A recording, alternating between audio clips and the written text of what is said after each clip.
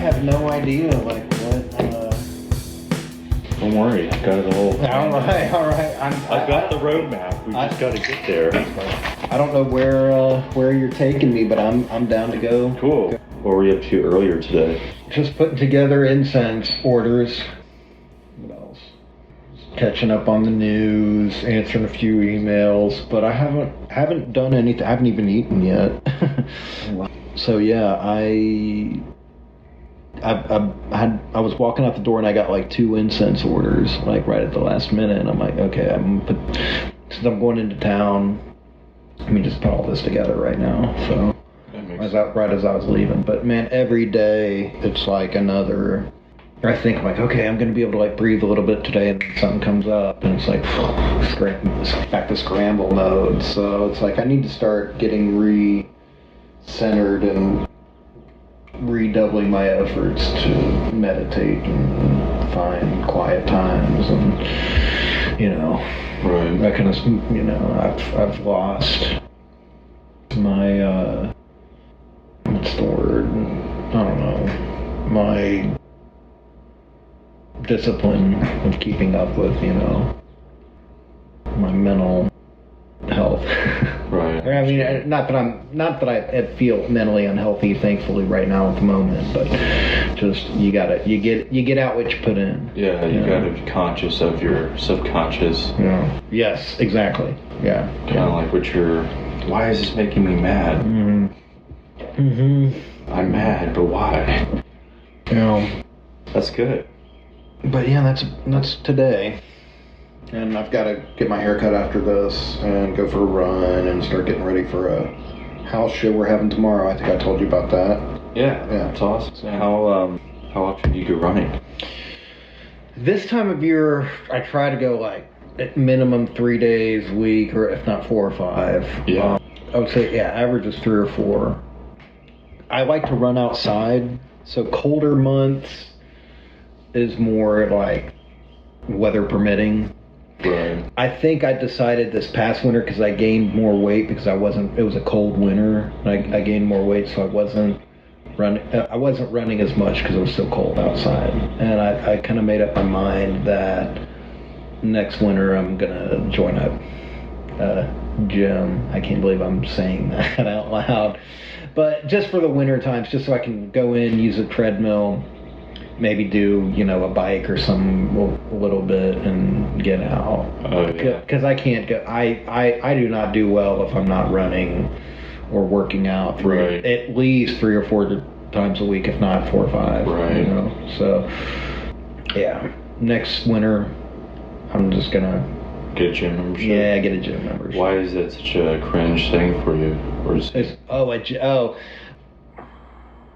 I think it's just I've never been a gym kind of person, and when I run and work out, it's a very, like I was just saying, it's kind of like meditation for me. It's centering, it's calming.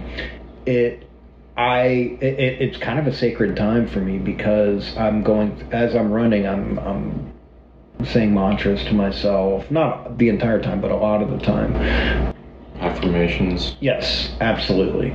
And I have, I've come up with them. It's interesting because I kind of started doing that on my own without, not because a therapist ever told me to, or anything, or anyone, or even read about it or anything. It was just something I started to do naturally. And then I started reading about that's like a technique. I always knew what a mantra was, but that, positive affirmations, while you're running and working out and stuff, I kind of did that without being told to do it. So I'm kind of happily stumbled upon that in my own way. But that's what I like to do when I'm running. The other thing that I really like to do when I'm running is I ponder things that I'm angry about, or that make me angry and frustrated. The Supreme Court decision and whatever, or just things that frustrate me about society. And I try to find positive ways of channeling that anger or any somebody in the community pissed me off because they're shutting down a radio station, or AJ Capital is shutting down the Exit In or whatever, and it makes my blood boil, and I'm gonna go to and instead of I try to find ways of while I'm running finding positive ways to express my opinion, or positive ways to outreach to someone to help the situation, rather than lashing out with fuck these rednecks or whatever, which is so unhealthy in every sense. But I can have knee-jerk reactions to things that anger me that I see as injustices. Mm-hmm. So I do a lot of that while I'm running too. It's like, okay, here's something that's bothering me. How can I channel my frustration into putting positivity into the universe? So it's great.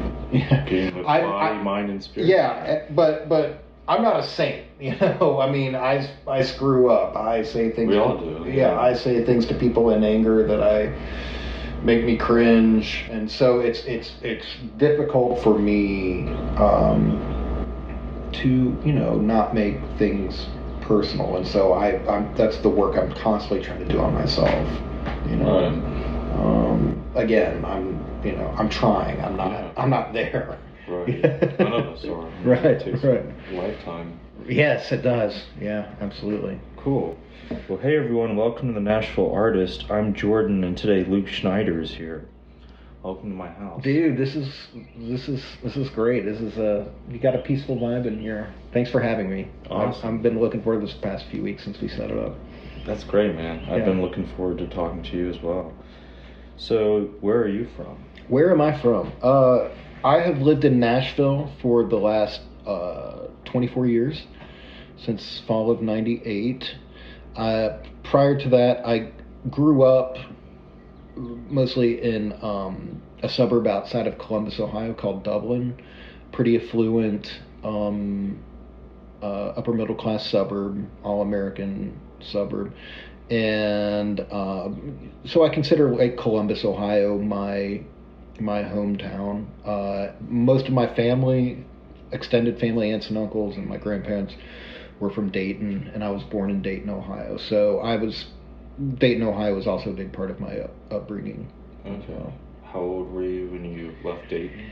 It's like 6 or 7. Oh. Yeah, and then you moved. And then moved to Columbus, and then so like my elementary school, middle school, and high school years were all Columbus, Ohio. Oh, okay. Yeah, which Dublin being the suburb outside of Columbus. Okay. Cool. Dublin Kaufman High School, the Shamrocks. The Shamrocks. Yeah. Do you have any siblings? I do. I have a sister that's 2 years younger than me. She just turned 40. She currently lives in Charleston with her husband and my niece and nephew. And then I have a younger brother, who is 7, almost 8 years younger than me. And he kind of has wanderlust. He and his wife, my sister-in-law, have moved around a lot. And they just, about a month or two ago, just moved back to our hometown. After having traveled all over. Back to Ohio. Yeah, to Dublin, Ohio, or they're in the next town over. So, but he is like 7, 8 years younger than me. So I'm the oldest. Oh yeah. Are they musical? My brother, my sister is not. My brother Corey played some keyboards and played like bass, and he plays a little guitar. He never really wanted to pursue it professionally. Looking back on it, I kind of feel bad because when he was a teenager, I mean, he had kind of like, his little punk band and had some casual interest in it, and he liked to play keys and stuff, and I probably was pushing too hard for him because I was proud of him, I was like, dude, you can do this and this, like, you could have a career.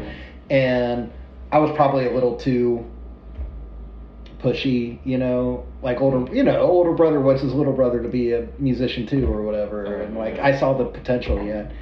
And knowing him now, it's like he was not interested in being a professional musician, and like he hates show business, and for good reasons. And so I kind of feel bad about like maybe being a little pushy with music on him. So, but he plays music for fun, which I really admire. Does he work guitar? Yeah, he plays around with guitars around the house, and every now and then he'll ask me about gear and stuff. But he does not really, at least as of now, doesn't have any interest in playing in a band or or really even recording and stuff. It's just purely, I think, just like a little hobby side interest for him, which is how the vast majority of musicians on this planet play and experience music, is just sitting around playing a guitar or keyboard or a piano or whatever. It's an accompaniment to life. Yeah, exactly, and that's pretty beautiful. I was going to say we need more of that, but I mean, it's something I might be jealous of, I guess. So. Might be jealous of.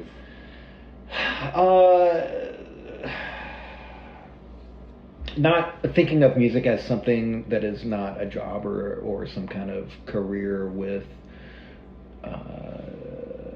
ambition attached to it, And I do sit around and play instruments for fun. I play a lot of banjo. I mean, I would like to be able to get to where I play it on stage and can have it as a tool for my professional career, and mandolin. But I don't know. I mean, a lot of times, like, I'm just sitting around playing those things while I'm watching football or doing whatever around the house, watching the plants grow, just to calm myself down, because it's hard for me to go to bed at the end of the day if I haven't had my fingers on an instrument. I just feel, I don't feel like I feel like I've left something undone. And so, anyway, all that to say, I sometimes am envious of people who don't have any sort of professional ambition attached to their music hobby, or their how they interface with their music instrument. It doesn't become so personal, or like that's not personal, but like anything. I think it's Steve attaching your identity to it. I mean, yeah. I was talking to my stepmom about this like a little while ago. Is like, because I have a cousin who is a professional golfer, and my stepmom and I were talking about him, like, he is he plays in some, like lower level professional tournaments, and he's played at bigger level stuff too. But like, kind of to pay the bills, he gives golf lessons at like a nice country club and stuff. And we were talking about, if he gets burnt out on it or whatever. And I was like, it's something you love, and it's something as like a child or teenager or whenever you're coming of age, like, wow, I want to do that for a living. And I'm still, and in my case with music, I'm still very satisfied in some ways with the decision I made. But what I was telling my stepmom is this, like, something that Steve Albini once said, like in an interview or something I read, is he was like, a lot of musicians, their dream is to make music their job. And that's great.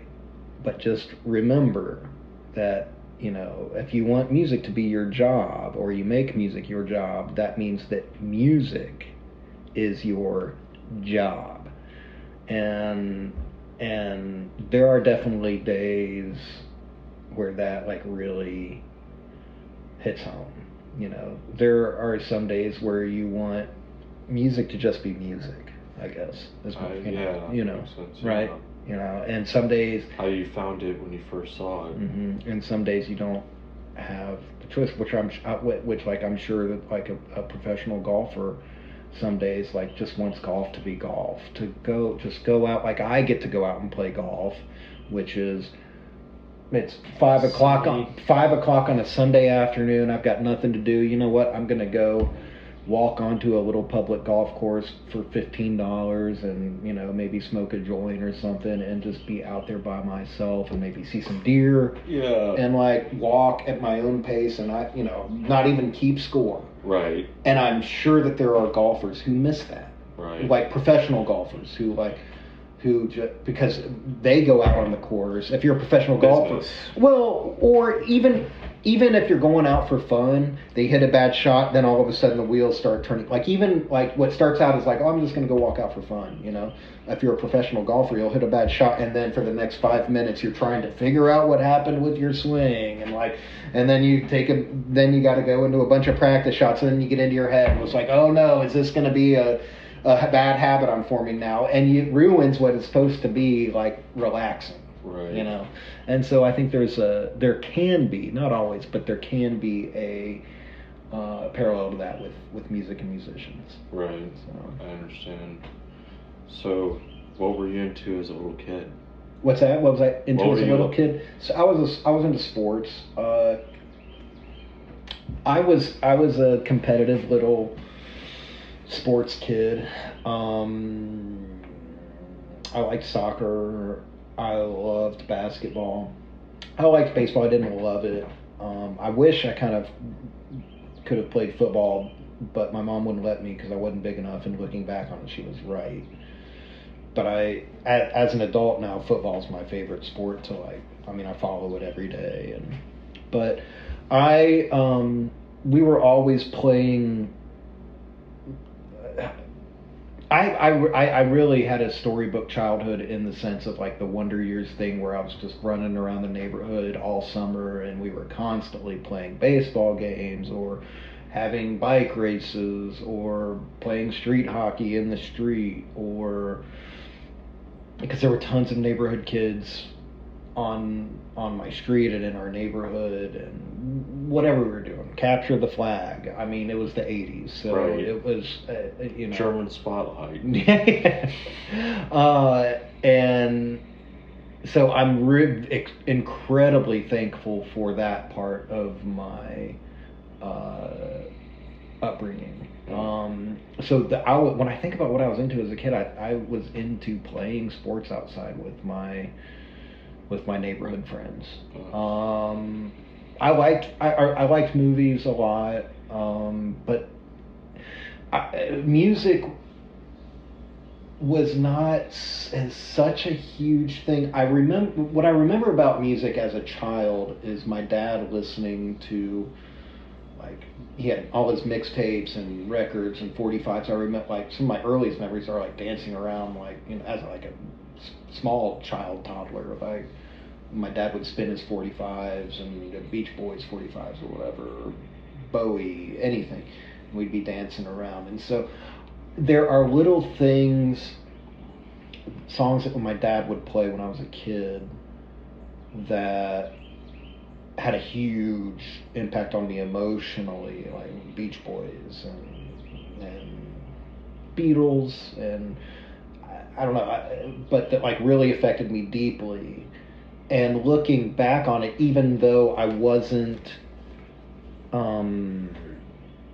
necessarily like attracted to like playing an instrument, I realize now that the way that a lot of those songs hit me emotionally, like, I mean, I'm talking like 6, 7, 8 years old, like, was probably different from what other kids were experiencing. I mean, every kid has like their favorite little song when they're a kid, but I mean, not to sound, I don't know, whatever, but I feel like there were little glimmers of like hints of how my heart was going to open into music later as a small child. But I was pretty preoccupied baseball, and then in fall it's soccer, and then in winter it's basketball, and then in the spring it's soccer again, and then listening to Cincinnati Reds games on my little Walkman radio, and Ohio State football and Ohio State basketball and Dayton basketball, and that's what I was into as a kid primarily. Right. Wow. So you didn't get into music till what? High school, college? I was 11 is when it really happened. Sixth grade, first year of middle school. 91, I mean, that was a big year for music. So like huge, and I was right there,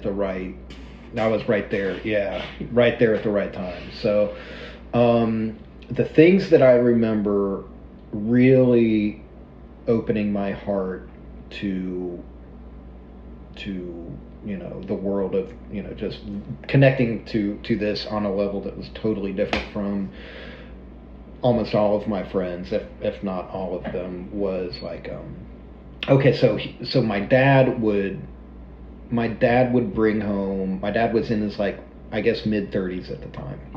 My parents had me pretty young, and my dad, there was this radio station in Columbus called CD 101, and now I don't know what it's called, but it's still there kind of. But their thing, they called it CD 101 because they were not in the 80s when they came around, like, we're not spinning vinyl anymore, we're just spinning high quality CDs, whatever. That was the selling point in the 80s. My dad got turned on to this radio station. He was always bringing home CDs from new artists that he heard on the radio station, and he was a big music fan in the 70s too when he was younger. So he would bring home things like Matthew Sweet Girlfriend, and even Pearl Jam and Toad the Wet Sprocket. He loved that band. But he would also bring home classics too, like he was building a CD collection of the Allman Brothers, and around, I think, late 90, early 91, the record that, and I'm amazed and also incredibly proud of this, the CD that he brought home and played that instantly I attached to and felt like was speaking to me, was Neil Young's Harvest Moon. And I'm like an 11-year-old sixth grader when everybody else is walking around listening to Criss Cross and Marky Mark and whatever. And I am like this little old soul kid listening to Neil Young, Harvest Moon, but I swear to God, I thought that. I thought it was the best thing ever. The Eagles, both my parents loved the Eagles a lot, so that was always on at Crosby, Stills, and Nash. So I was starting to put together what that whole scene was, and so now, in addition to that classic rock kind of stuff, 91 also was Nirvana, Nevermind, and Pearl Jam. And all of and I was into that stuff too, for sure. Because all my friends that were into music, Opiate that was 91, 92. Was what? Opiate by Tool. Oh yeah. Gosh, yeah. I wasn't as into that. Metal. I was more into classic metal and just any of the darker, harder stuff. I kind of tiptoed around. I was more into Zeppelin and I don't know, whatever stuff. But at that, it's 90. And then as I got older, anyway, I wanted that year, that 91. I wanted a guitar right away, and I also, even at that time though, when I was really getting into that music, I was. Even on Matthew Sweet, even on a contemporary record that I was listening to, Matthew Sweet Girlfriend, there was pedal steel on that record. So I was becoming aware of pedal steel guitar. And, my dad and my parents also listened to Lyle Lovett and Randy Travis and whatever country was around. Garth Brooks was also like exploding at that time too. So I knew I was like, okay, I can get an acoustic guitar and start playing. But in the back of my mind, or maybe even in the front of my mind, I knew I was like, pedal steel. What is that thing? I'm very interested in that. I want to play that. I was just into that sound and just the whole thing, So even then, like even as far back as 91 when I was 11, I really wanted to play steel. So. Awesome. Okay, cool. So how did you start out with like bands and stuff? Was that It was tough. Was that middle school or high school? Man, kind of a complicated answer to a simple question. I didn't really jam a whole lot with anyone up until maybe like my senior year in high school. Nah, that's not true. Maybe like a little bit sophomore and junior year in high school. But I was so kind of focused on just a specific thing, I guess, that I don't even know what it was now. That I like. Most people that wanted to jam, like I had some buddies that were like way into like Boston. And I was like, I mean, I don't dislike Boston, but when I was like 15, I was like, But they were the only guys that I could jam with. And then I had some buddies that were into like Hendrix, which I was way into, and like had a 4-track, and were building a studio in their basement, and so I would hang out with them. And but we never really had like an official band. The only guys that I grew up with that had a band were like more into like metal and stuff, and I hung out with them, and I like their band. And one of the guys I still kind of keep in touch with, but I never officially joined any band. I was just kind of jamming at home. I had a little 4-track. I was, covering Hendrix or whatever on my 4-track, in high school. And then I guess part of the reason why I was maybe a little hesitant, or it wasn't my first interest to like be in a band, aside from the fact that there wasn't a terrible amount of people who I felt like were in the same groove I was musically, taste-wise. But is that I kind of like around 14, like my freshman year in high school, I got more interested in like producing, and like I want to be like, record producers like Brian Wilson and Phil Spector and George Martin and whoever else. And so I got really interested in that and really wanted to learn about record producers and just studio techniques. And so that kind of I think that consciously I was like, I don't even care that much about being a musician. I just want to be in the studio working on records. So it wasn't a huge big. I was and you can probably. It probably sound now. I'm like, to stop myself. It probably sounds like, man, like you even in high school were thinking about like what your career was going to be, and like, yeah, I was. I knew it was going to be music. I told my mom at like 14, 15. I was like, this is what I'm doing. I'm going to go work on records and be a record producer, and I'm not going to change my mind. And my mom still like tells me, she's like, do you remember that time? I'm like, yeah, I remember that. She's like, you told me you weren't going to change your mind, and you never did. But yeah, I was already kind of like being calculating and like sort of mapping out a little path, like even at 14, 15 years old, for what I need to do now to make this happen for my career. And at that time, I thought I was just going to be like a record producer or something. Oh. So that's part of the reason why I wasn't jamming I wasn't as interested in being a full-time musician at that time. Right. Okay, cool. So why are you drawn to music so much? Why am I drawn to music so much? Great question. Um.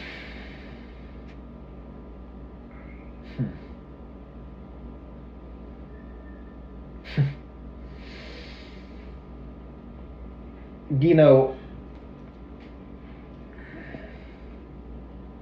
I think at first it was if I'm being honest, I think at first it was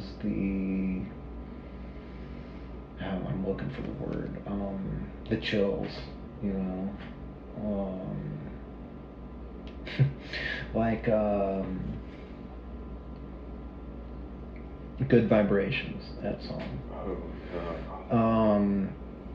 Hearing that, I was an episode of The Wonder Years, and that song was synced on it, and it was, and like Kevin Arnold or whatever is like on the. I'm probably getting this wrong, but the way I remember it is like Kevin Arnold was like on a beach or something, and see like some like, chick in a bikini, and I was the same age as him at the time, and like.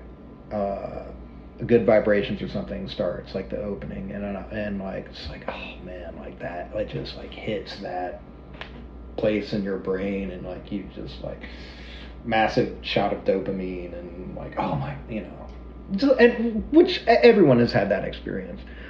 And there were other songs like, there were other songs that just like really hit that emotional. Just it gave you chills, makes your just hair stand in a way, the ASMR thing, and the way that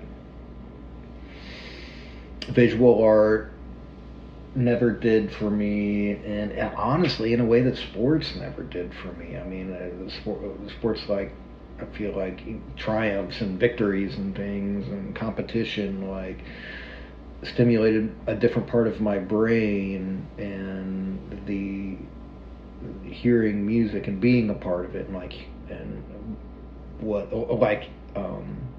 stimulated a different part of my brain that felt more in harmony with my soul. And I feel like every kid would be lying who started playing guitar or whatever, would be lying if he, or this is maybe a different thing sadly, the different thing in like how genders probably experienced music in the 80s and 90s is that boys, definitely it was a way to attract girls. Yeah, and we have to be honest with ourselves. In the beginning, that's like always one of the trigger. And like a kid, I wasn't the funniest kid. I wasn't the biggest, most athletic kid. I wasn't the smartest kid. But I was a little ball of emo, and I knew what was cool about music, and I knew what had the potential for people to gravitate to, that would hit them emotionally and potentially spiritually, and so on. And so I think that is like kind of a philosophical way of why I chose to like sort of, potentially make music a career. I wasn't the biggest guy. Like, the girls were the hot girls when you're in high school were into the football players, at least in my suburb. And then like the more girls who were into like arts and sculpting or whatever, like I wasn't really good at that, and I don't know. So that was a part of it. That was my niche, and I think that it's important now to, unfortunately, it's important now to acknowledge that, that societal trope, we can call it, isn't healthy. And where like the four white boys in the band, and like they have their band together, in large part because they can have like this power over these women who are their fans, and attract them the attention and potentially downward, attract, sexual energy as well. That, looking back on it, I think that, any kid who's hormonal and is playing guitar is those feelings are Right. are natural, but we just need, we've seen how that's gone wrong, and we've seen how men in music have used like that power of attraction over their fans in ways that are unhealthy and toxic, and so Right. so I feel like it's important to point that out, and I do hope that most people are able to forgive, like, if you adolescent, I'm gonna play guitar and I'm gonna get all the babes, like, I hope most people are able to, like, pat a little kid on the head and be like, okay, but also encourage them to, like, hey, you should make music with girls too. I mean, and which I'm so excited to see that like Fender says 50% of their new guitar sales are to women, which is how it should be. So hopefully some of these things of, like, I'm gonna play guitar and be in a rock band and so I can get all the chicks, like, hopefully that whole thing will start, or is starting to, kind of morph into something that is a little bit more gender equitable, Yeah. I guess. It should have Whatever floats your boat, It should have been obvious to all of us at the time, but unfortunately it wasn't until, thankfully, women and people of all genders pointed that out to people like me. So anyway, so yeah, I mean, I can't lie. Getting getting girls and attracting girls was a part of it too. Nice. Okay, cool. Since you play pedal steel, dobro, and banjo, how do you develop your musical skills? Pedal steel is tough. I mean, oh yeah, no problem. Pedal steel was tough. When I started playing pedal steel, it was 2001. No YouTube. The only way to learn the instrument was either take lessons in person or go order, like, VHS tapes off of wherever, like magazines, and, like, I mean, and it was not, I'm telling you, man, it was not easy then.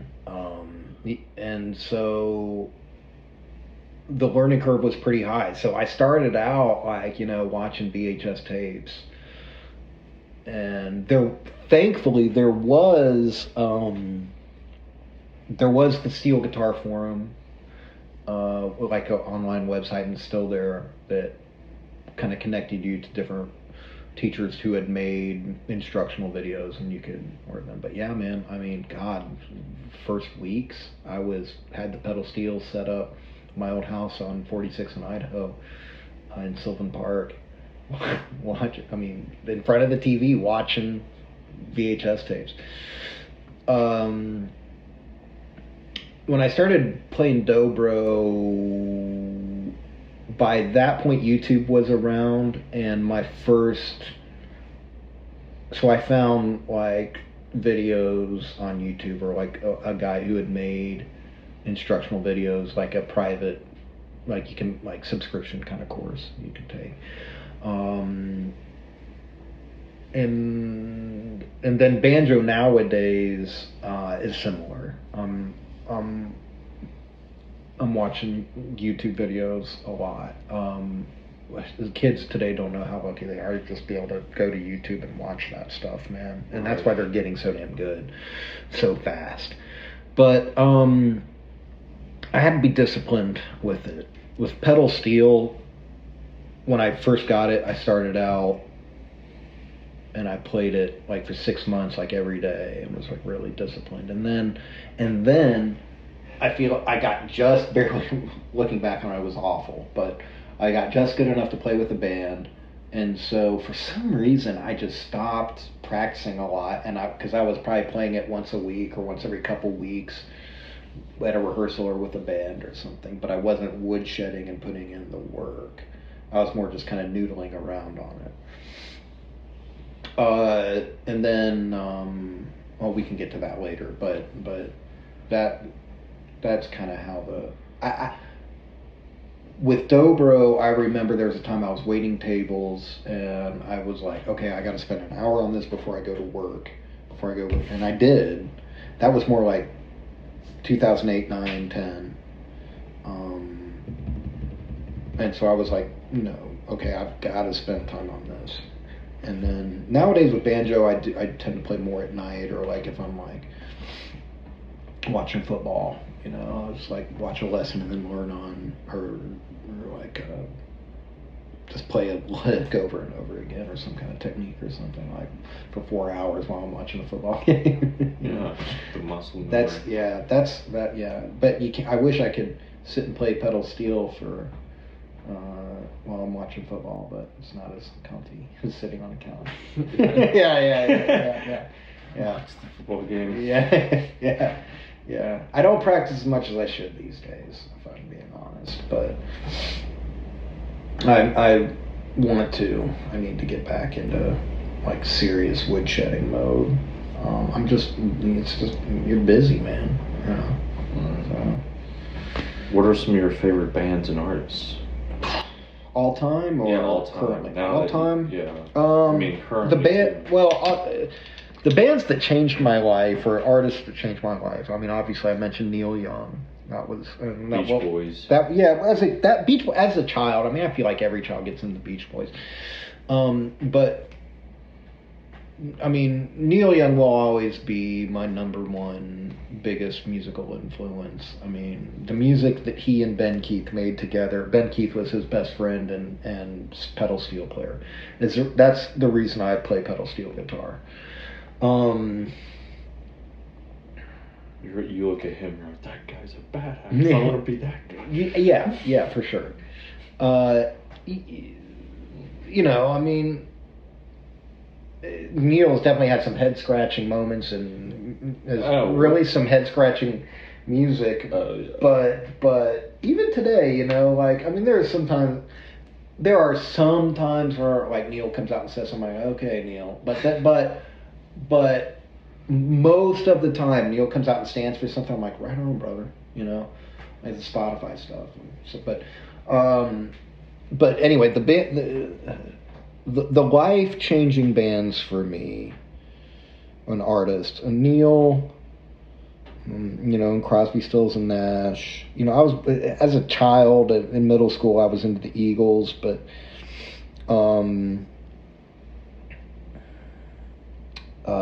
the band that Matthew Sweet was a big one that got me into power pop. The band that really changed things in a big way for me and got me into indie rock and thinking about underground independent music in a different way was the Olivia Tremor Control, an Elephant Six band in Athens, Georgia. That I was like, when I moved and went to MTSU in college and discovered that band, and it was like, oh my God, like, you mean people are out there making music on 4-track cassettes that sounds like the Beatles and everything I love is, and really just introduced me to indie rock culture. And 'cause, I mean, I kind of knew who Pavement was and some of like indie rock bands before that, but the Elephant Six collective of bands in Athens, Georgia was like my gateway into that. A few years later, another big turning point for me was My Bloody Valentine, Loveless. Oh yeah. It really changed the way I listened and thought about music. And I'm talking like, recorded music here. Gosh, what else?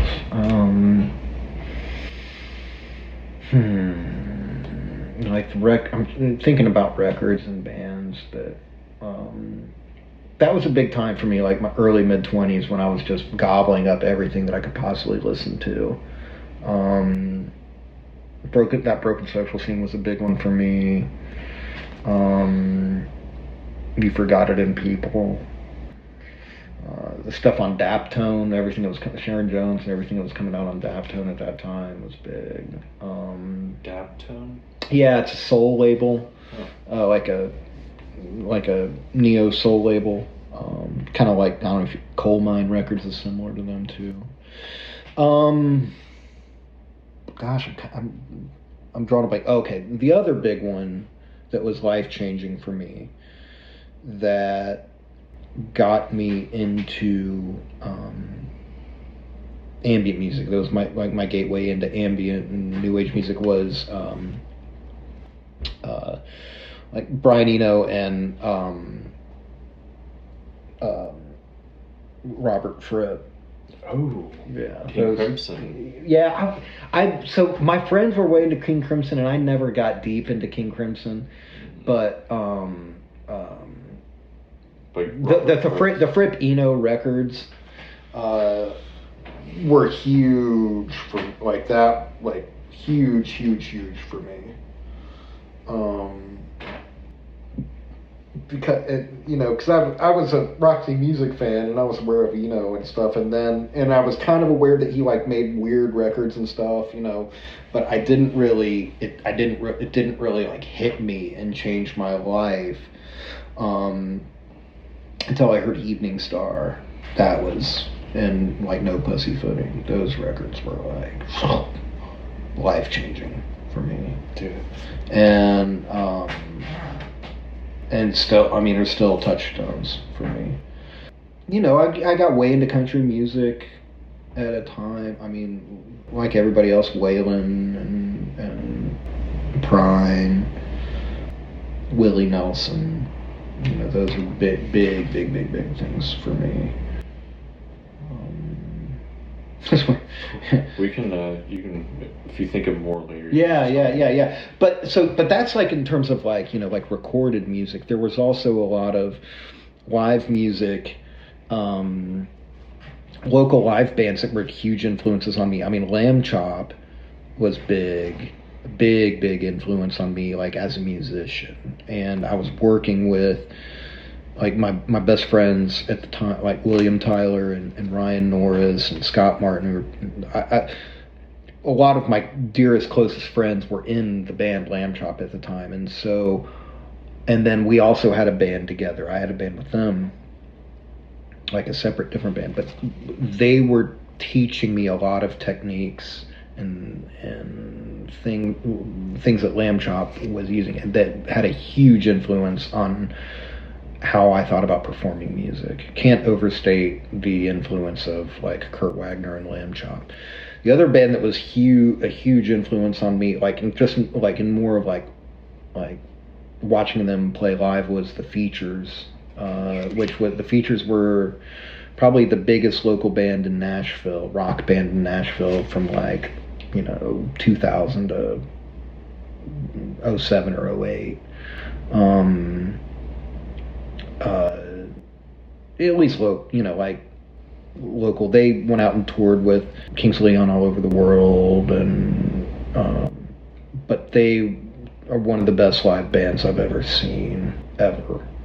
I miss some of this, and anyone who was around in Nashville at that time, like that, watching a band that good was just really influential on me. And there was a lot of other stuff before and since too that like I gravitated to.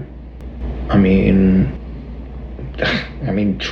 Tristan came to town and started playing, that was like a big watch. The way she crafted songs and sang them, and did it all so effortlessly, and I loved all of her songs. That was like a big. Tristan? Yeah, Tristan. Yeah, she's a local singer-songwriter. She just played at Mercy Lounge on Friday. I don't know. It's like, because local music has been such a huge part of my life. It's like it's important to, you know, I mean, a lot of local bands have been huge influences on me, you know, just almost as big as Eno and Brian Wilson and Kevin Shields and Neil Young and Waylon Jennings or whoever, you know. So it's like very, because I'm like seeing those people play once a week or whatever, and picking, you know, and like really their music is a huge part of my life. So yeah. So many local artists. Awesome. Yeah. Okay, cool. Where do you find inspiration now? Great question. You said running was one thing. Yeah.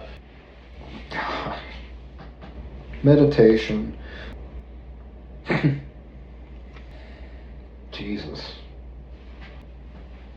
Well, I'm a bit of a pedal addict, effects pedal addict, and I really like to explore. I really like to try and hack the pedals immediately. That when I like buy something new, Take it apart. Well, no, I'm not literally. Like I guess figuratively hack them. Like find a sound or combination of sounds from combinations of pedals that no one else would think of. And I'm kind of proud to say that I've pulled that off a few times. Because even people who I would expect to be very well versed in like the sonic capabilities of every single pedal out there have been like kind of bewildered by a few things that I've come up with. So it's two things. Number one, when I try and plug in a bunch of pedals together, I'm trying to thread the needle of this very specific feeling and emotion that I'm trying to evoke from the pedal steel, generally out and sending the signal through these pedals, and I'm trying to evoke some sort of, I don't know, memory that I have, or maybe it's just like colors that I'm seeing in my head, or a time and a place that I'm trying to. It's like I can't smell it and I can't see it, but only in my mind's eye. But let me make a soundtrack to it, you know, like an old cabin in Yosemite in 1938, you know, or something like that. Or, you know, trying to conjure up like a happy memory. And so it's a combination. That's, I guess, to answer your question, that's really where the inspiration is coming from. Is either it's something that I hear in my head, like, which, man, now that I think about it, I haven't had those in a while, but, and I've just got to get it out. Or it's something that I see in my head, like a scene or a memory, a very specific memory, or an abstract memory, or something I want to imagine. And it evokes this kind of like cozy, safe feeling, and I want to come up with my own soundtrack for that emotion, or that memory, or that feeling. So that is a lot of the inspiration. And then like I kind of said what I was saying before and got sidetracked, is part of the other inspiration is like, okay, how can I use this pedal in a way it wasn't supposed to be made, and find some kind of tone or some kind of sound that no one has ever heard before, that is, you know, like that might have the same effect on someone's ear as Kevin Shields' My Bloody Valentine had on me, because I had never heard anything like that when I first heard that record. And thank God, I mean, now it's pretty ubiquitous. Everybody's heard that. Most people have heard that record, but like, Jesus, when I first heard that, I mean, it was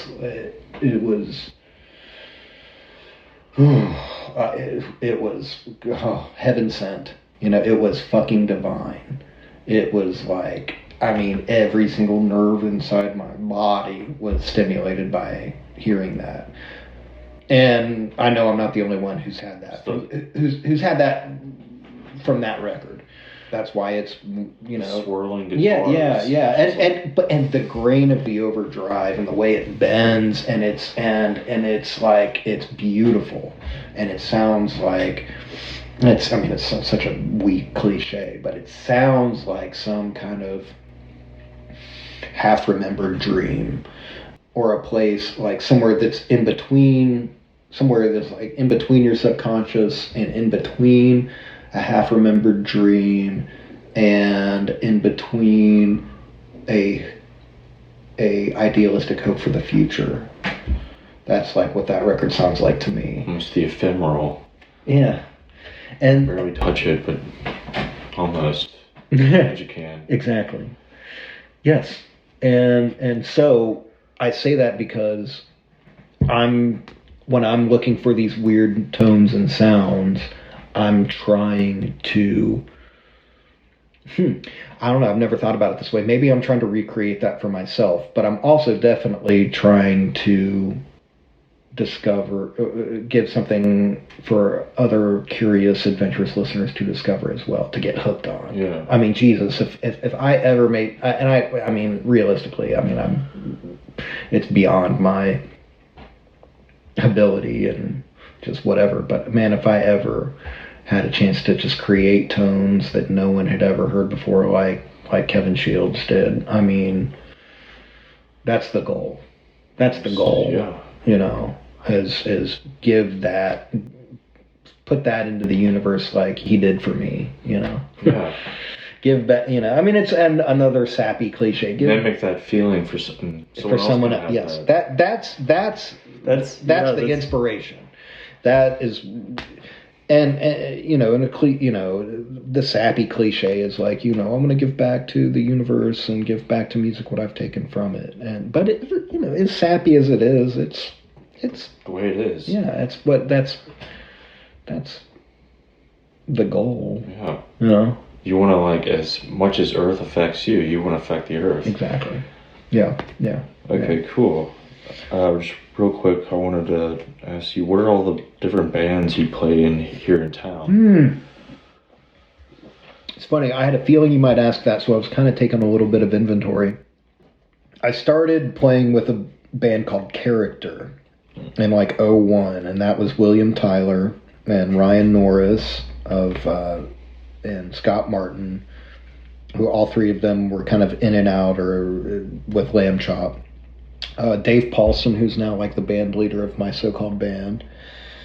Eric Williams, who's now like a film director on bass, and he was Dave Pomeroy, famous bass player's stepson. And then Phil Pomeroy, Dave Pomeroy's son, was like kind of like a mascot type character in the band, as was I to an extent. And then I was playing theremin with them and a little bit of keys, and then eventually I was playing pedal steel with them. It was an instrumental math. I shouldn't call it math rock. It was like an instrumental, like post rock kind of band. It's like what William always would say when people would accuse us of being math rock. It's like, well, if it's math rock, it's based on very simple math. It's not algebra or calculus. And then I started playing with a dear friend of mine, Kyle Hamlet, and his band Loveless. That was the band I really started seriously playing pedal steel with. And then from there, I started playing with an artist named Courtney Tidwell, who was kind of a folky, shoegazy artist in Nashville in like the mid and late 2000s, who was kind of like a big sister figure to me. Very, very sisterly relationship I had with her and her husband Todd. That was another thing where I really learned how to be a musician. Ryan and William were in that project as well. She had a record deal with a label over in Europe and got to tour and open up for Andrew Bird, and we had a hot shit band there for a minute. I was playing mostly guitar, a little bit of steel with her. I miss that band. But that was a big part of growing, because William and Ryan and Scott were also in Lamb Chop. They were bringing kind of like the Lamb Chop performance style and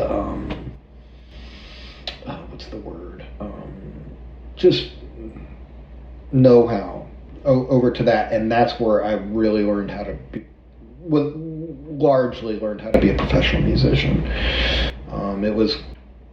Looking back on it, it was perfect because working with Courtney, because Courtney was like a sister to me, and all of us were like a family, but it was also a little bit like a pro gig too. So it was like, it eased me into a pro gig, because then after, like at some point with Courtney, Caitlin Rose asked me to start playing with her, and then that was just a straight pro gig, and played on her first record. And that is when I really started studying pedal steel and the classic techniques, and I went from just being a guitar player noodling around on steel to being a pedal steel player when I got that Caitlin Rose gig, because I knew Caitlin was going to be big and have a career, and this was a big opportunity for me. So that's when I really started taking it seriously. And I wasn't quite ready, but I worked like hell to try and be. But that was another big learning experience in being a professional. And then from there, I mean, Jesus. That was kind of like, once I started playing pedal steel with Caitlin, that kind of opened up all kinds of stuff. I got to do a tour with Land Chop and Courtney Tidwell again, and then I came back and I started playing with a band called Turkeys with Sean Thompson and Jamin from Jeff the Brotherhood, and Jesse Darlin, rest in peace, and Joe Scala. And then that led me to start playing with Natural Child, and I was playing with Lily Hyatt a good bit, which I miss playing with Lily at that time as well. Natural Child and Lily Hyatt. And then I kind of had to sober up and make some big lifestyle changes when I left Natural Child, and was working with Lily a little bit, but Margot Price called me a few weeks after I left Natural Child and was like, hey, I hear you're sobering up and I've got a gig, I got to play the Oktoberfest. It's like, you want to come play steel? And I was like, yeah. And a few months later, I did a few more gigs with her and started going out of town, and then we did a gig at Exit and she headlined and like practically sold the place out, and the audience response was fucking crazy. I was like, damn, this is gonna happen. So that was like my from then on, for the next 4 or 5 years, that was my main thing. Helped her get a record deal with Third Man, because I'd become friends with Ben Swank. The other thing that was happening around that time is I was playing in William Tyler's band. William's my best friend. We've known each other since we were kids at MTSU. And Jamin from Jeff Brotherhood was on drums at that time, and our buddy Reese was on bass. So I was in William Tyler's band, and I still am. Slightly different lineup now, but. And then yeah. I mean, I sincerely apologize to anybody who I'm forgetting that I did gigs with. These are the, It's okay. Somebody's gonna call me. I'm gonna be like, oh my God, how did I forget? Promised Land, I helped start that band, and then Teddy and the Rough Riders, was a big one. And we've got a record coming out. I'm not touring with them. I wish I could do more stuff around town with Teddy and the Rough Riders. I just can't go out on tour, with them for months at a time. Mm-hmm. So they've got a really, really good steel player, a young guy named Will, that's out with them. But I played on a record with them that Margot produced. It's coming out soon. There's so many other people that I'm forgetting about that I worked with and toured with. No worries. But those are Orville Peck recently, and hopefully might start doing some work with Rich Ruth. I've got a bunch of other people that I'm playing with right now that I'm excited about, but there are a lot of things along the way, projects and artists that you start working with, and then it just doesn't pan out, or you go and do a session for them, and then you do a couple gigs, and then they decide to go a different direction, and you just have to not take it personally. But anyway, again, apologize to anybody who might be listening to this and be like, yo, dude, we went out and toured for 3 months. Oh, shit. Sorry, I forgot about that. Yeah, no worries. What was it like recording Bronco with Orville Peck?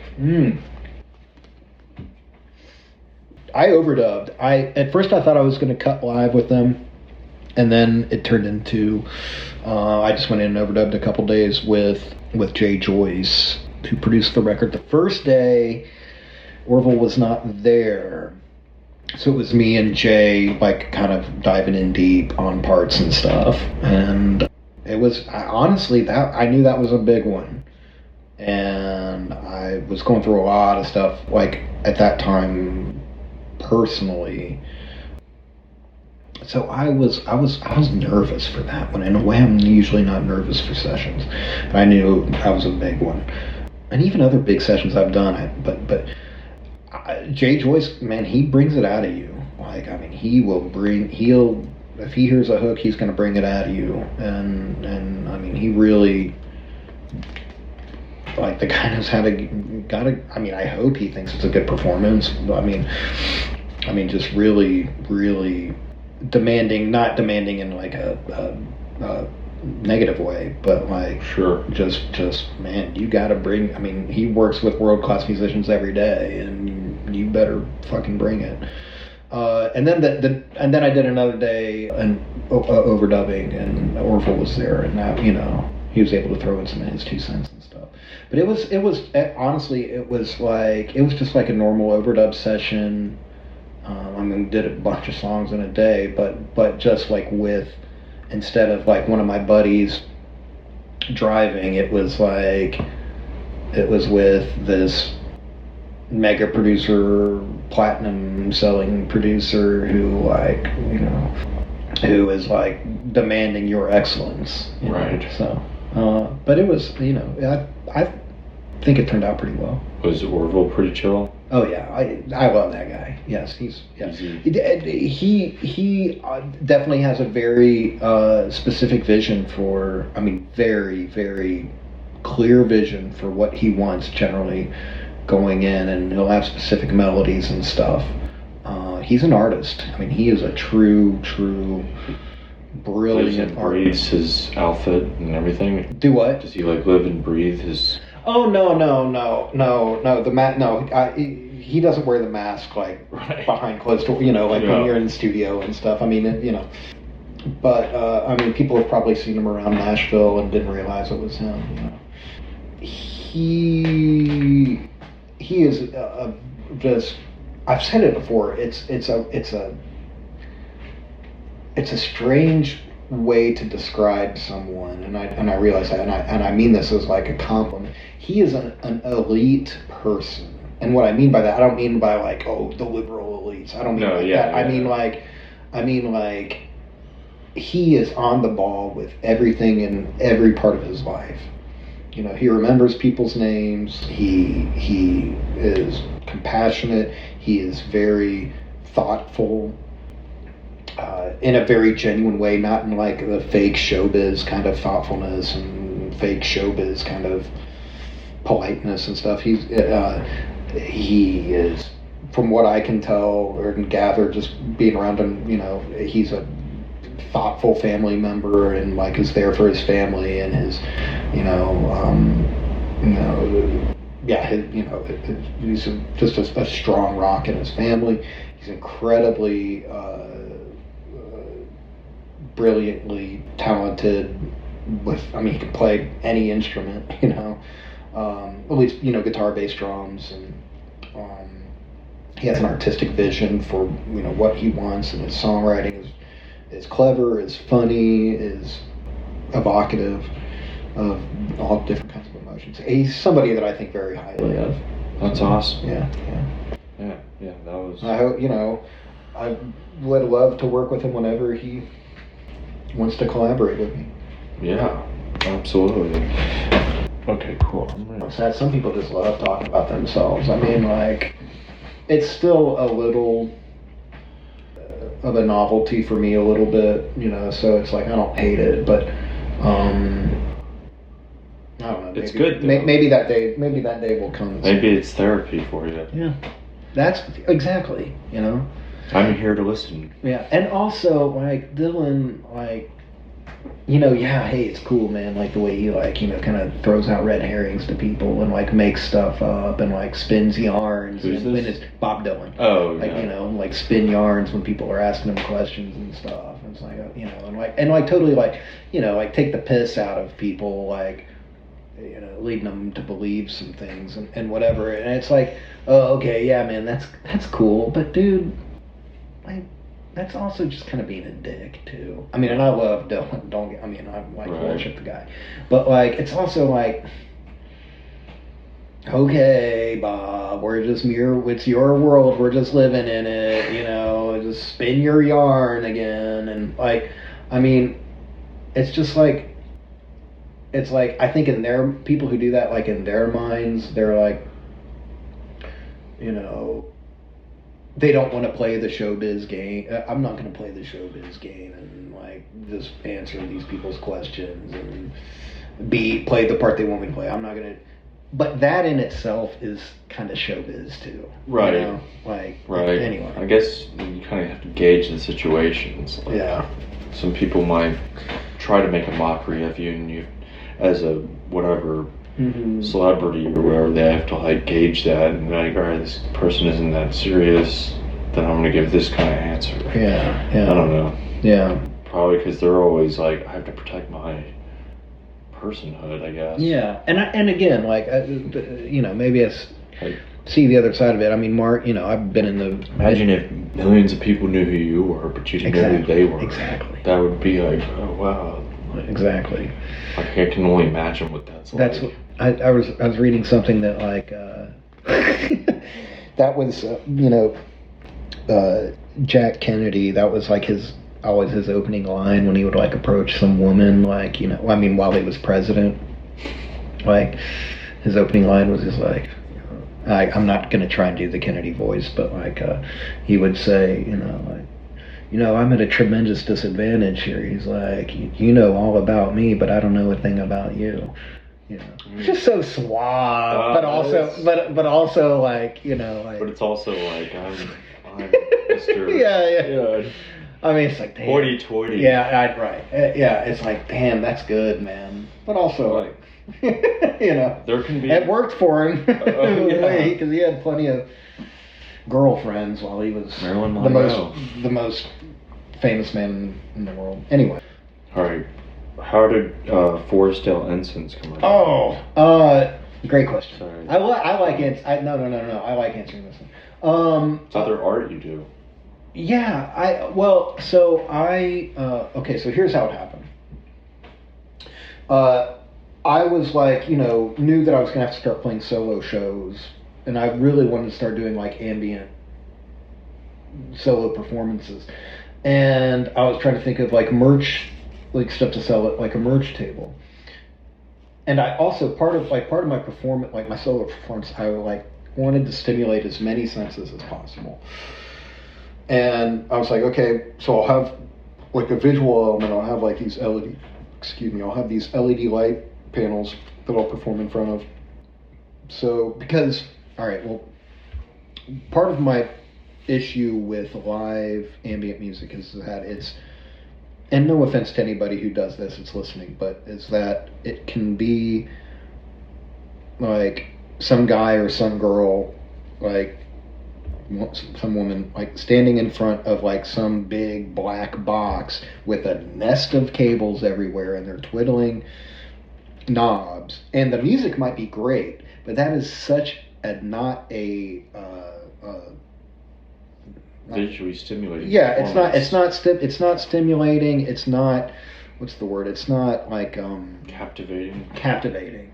You know, it's not easy on the eyes. It's just like a folding table with a big black box with knobs and a giant nest of cables everywhere. So when I was, you know, planning like my solo performance, I'm like, I want it to be a clean look, and I want there to be something that people can look at that is engaging. That isn't just a nest of cables. And I mean, I knew the pedal steel would be kind of like visually interesting, but I was like, oh, man, I want to. So there's this artist named Randy Greenwell who would kind of like, who I'd collaborated with on a project, and she created these light panels, and I wanted to use those. So I was like, okay, I've got the visual sense. When I'm planning like the live shows, I'm like, okay, I've got the visual down. I was like, what if I had like a custom scent, and that during my performance, I was like, incense, and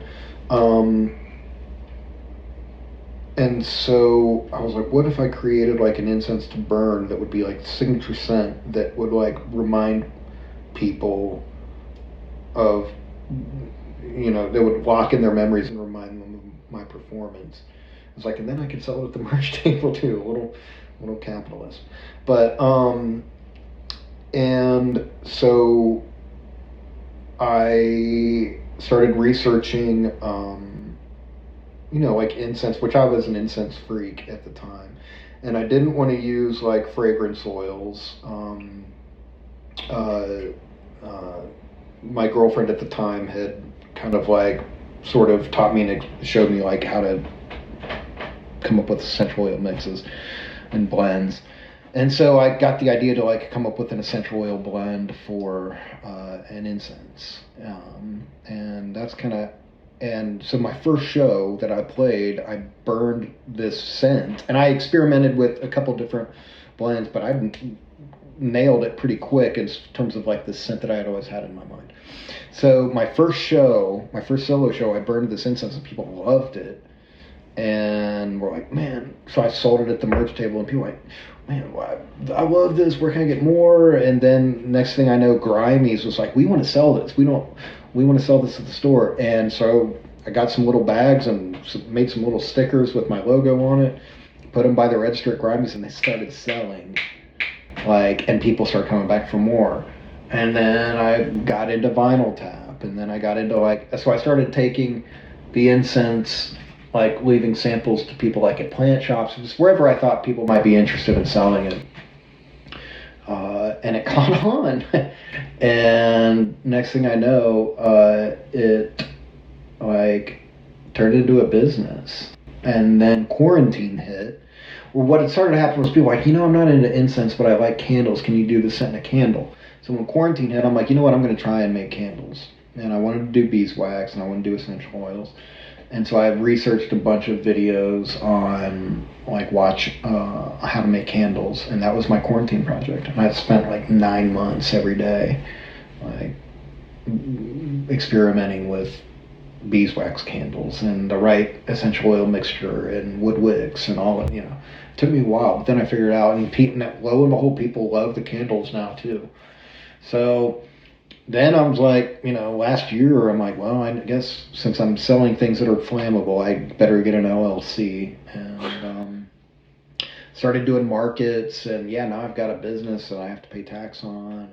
And it's been fun. When I started out, it was so fun to find new stores that would sell my incense, and or people would order it, or I was just selling it via Instagram. It was a lot of fun, and it still is fun. I did a market last night, but it definitely feels a little bit more like a business.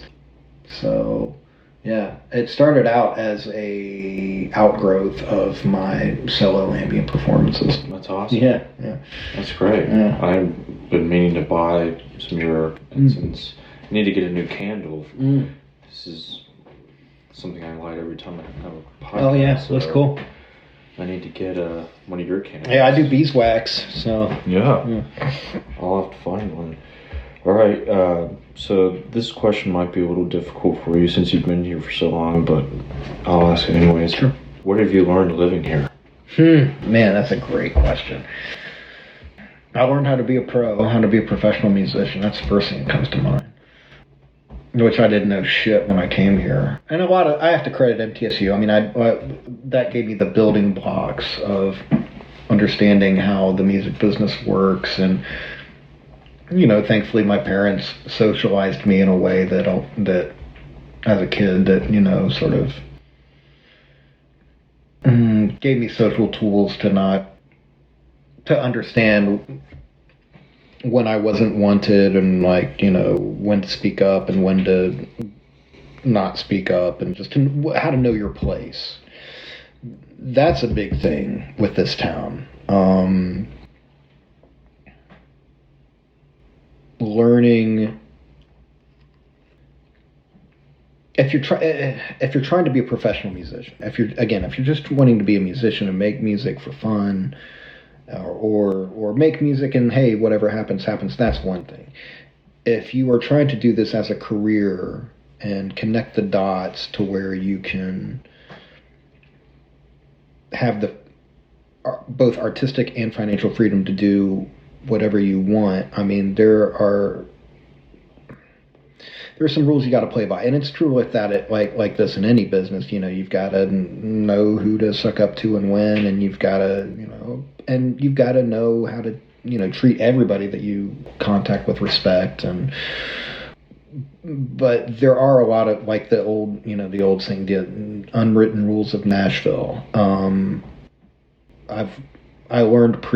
Thankfully I learned pretty quick, because I had a lot of friends who at a young age were having careers in music, and so a lot of it rubbed off on them. Some of my friends grew up, had parents that were in the music business and in show business, so they sort of knew how to mind their P's and Q's and what certain protocols were.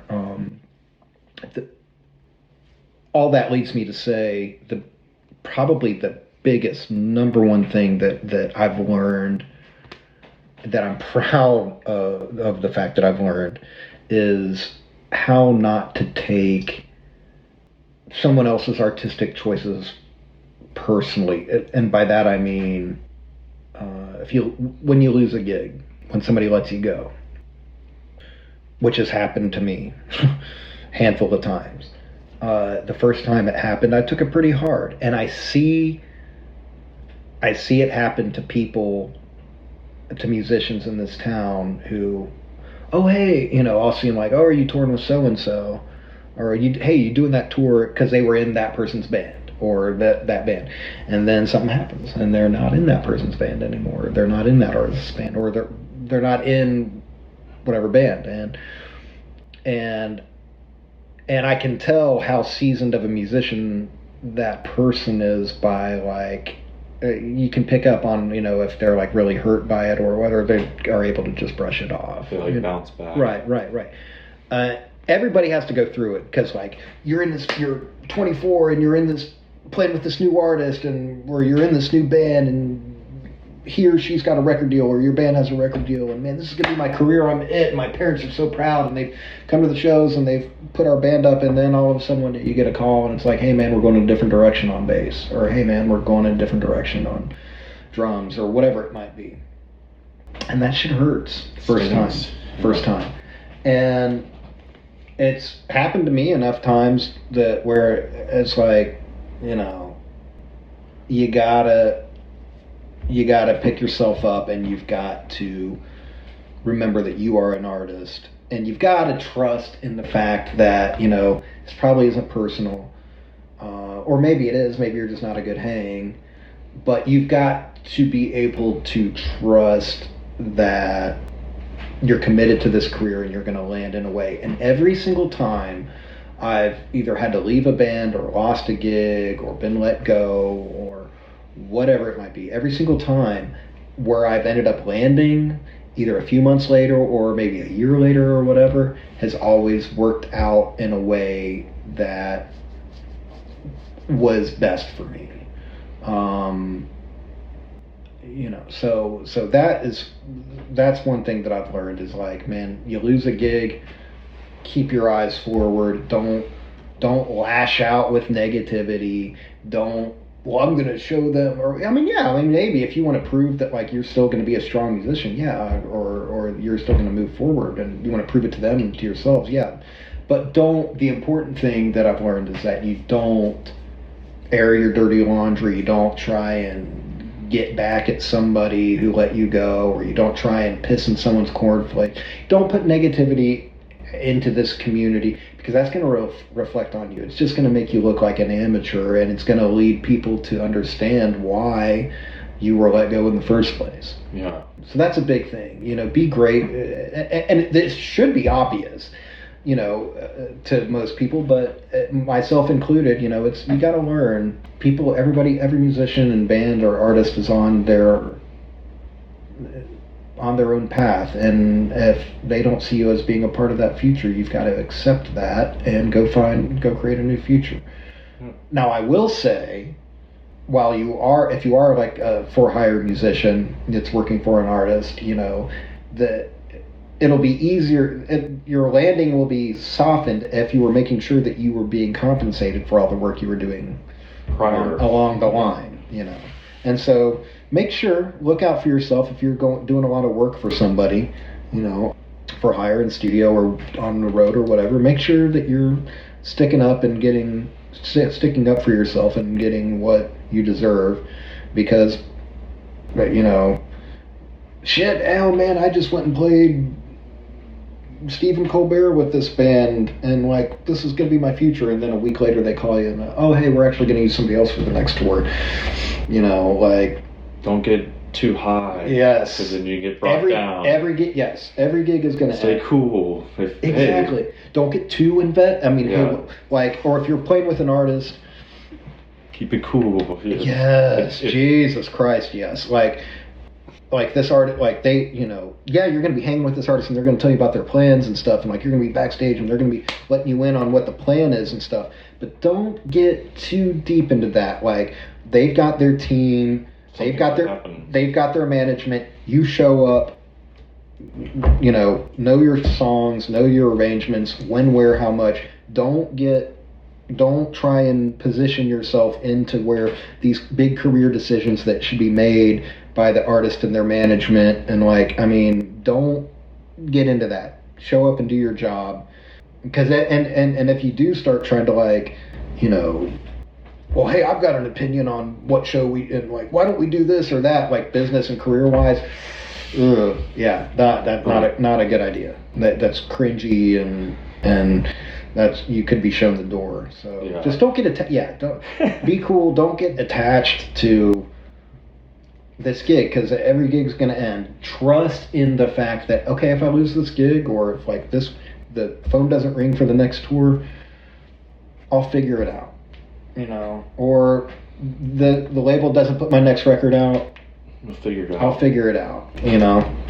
Don't lash out with negativity or try and talk shit about somebody after the fact. Take the high road always, because they might call you back to work with them, and if you do talk shit, guess what? Then that bridge is burned. Nail in that coffin. Yeah. So this is kind of the same. What is some advice you'd give someone who's going to come here and do art?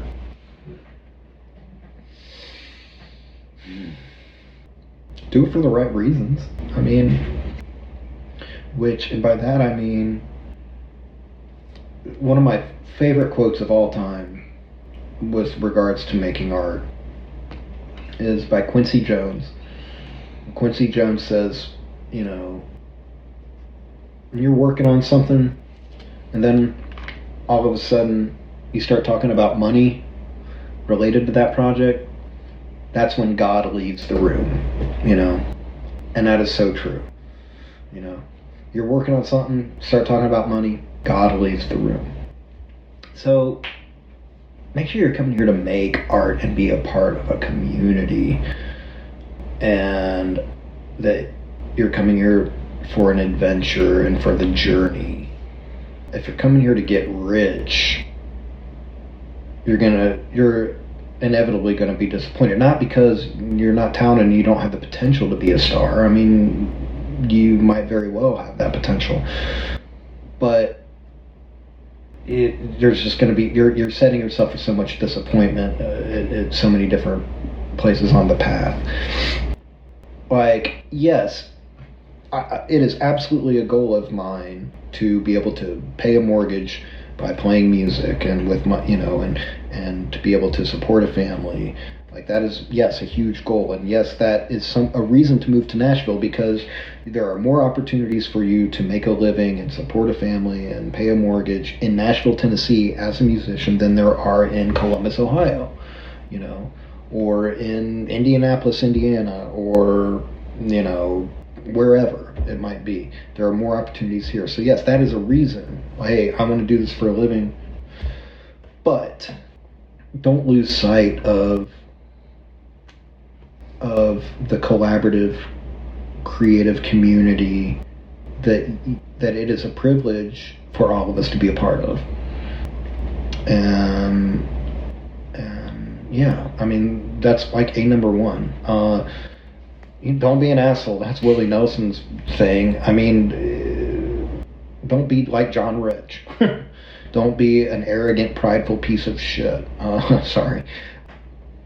The advice, what I was just saying about, taking things in stride when setbacks and when you get let go from a gig, taking that in stride is a big piece of advice. Don't talk shit behind people's backs. It's going to get around, especially in this fucking town. Know your place. Follow protocol. You're not entitled to anything. The people, it's so true. People who are going to be working on crews and stagehands, they were working harder than anybody, and like the sound engineers and they are and tour managers and whomever. They're the first ones to. I'm not talking, I guess, more touring wise and live music wise here, but they're the first ones to wake up in the morning and the last ones to go to bed at night. They're working harder, than anybody. Make sure you let those people know how much you appreciate them. Invest in relationships with those folks. This town wouldn't, because they're so important to everything this town is able to do. And a huge part of your creative abilities.